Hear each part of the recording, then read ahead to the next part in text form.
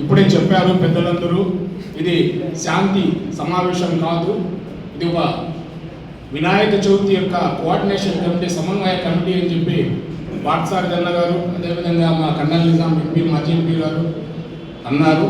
అదేవిధంగా ఈ వేదికను అలంకరించేటువంటి ప్రస్తుత శాసనసభ్యులు, మనందరి నాయకులు కందికొండ వెంకట ప్రసాద్ గారికి ముందుగా ఆయన శాసనసభ్యులుగా ఎన్నికైన తర్వాత ఇది ఆయన ఆధ్వర్యంలో జరిగేటటువంటి మొట్టమొదటి పండుగ కాబట్టి అందరూ ఆయనకు కరతల ధ్వనులతో స్వాగతం పలుకుతూ జరగబో పండుగను సజీవుగా జరుపుకోవడం కోసం మనమందరం కంకణబద్ధులు కావాలని, అదేవిధంగా ఇప్పుడే మౌలానా సబీల్లా గారు చెప్పారు, మేము ఏ రోజు కానీ, ఏ దినం కానీ, ఎప్పుడు కానీ, ఎన్ని రోజులు కానీ ఈ పండుగ చేసుకోవడం కోసంలో మాకు ఎలాంటి అభ్యంతరాలు లేదని చెప్పడం జరిగింది.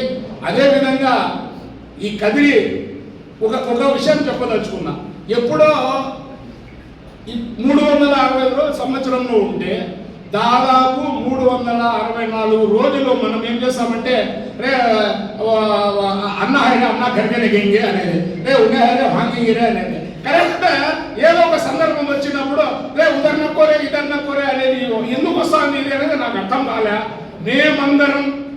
మేము ఏ రోజు కూడా సంక్రాంతి పండుగ కానీ, లేదా వినాయక చవితి కానీ, లేదా ఏ కార్యక్రమం మన లక్ష్మీ నరసింహస్వామి తేరు కానీ మేము కూడా పోతున్నాం. అదేవిధంగా బక్రీద్ రాని, రంజాన్ రాని, పెద్ద పెద్ద పండుగలు ఏదైనా వచ్చినా కూడా వాళ్ళు కూడా ఈద్ ముబారక్ ఇలాంటి కార్యక్రమాలన్నీ చేస్తున్నాం. మన మధ్యలో ఎప్పుడో 1983లో జరిగిన సంఘటన తప్ప ఈ మధ్యలో ఏది ఇప్పుడు దాదాపుగా 30-40 ఏళ్ళు అయినా కూడా ఇంతవరకు ఎటువంటి సంఘటన జరగలేదు.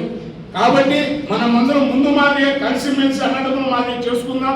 మీ కార్యక్రమానికి మేము వస్తాం, మా కార్యక్రమాలు కూడా మీరు రండి, కలిసిమెలిసి అన్యోన్యంగా ఈ పండుగ జరుపుకుందాం.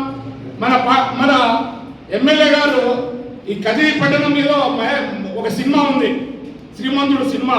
ఆ సినిమాలో ఏమంటా అంటే ఈ ఊరు నాకు చాలా ఇచ్చింది, ఈ ఊరి కోసం నేను ఏదో ఒకటి ఇవ్వాలా అని.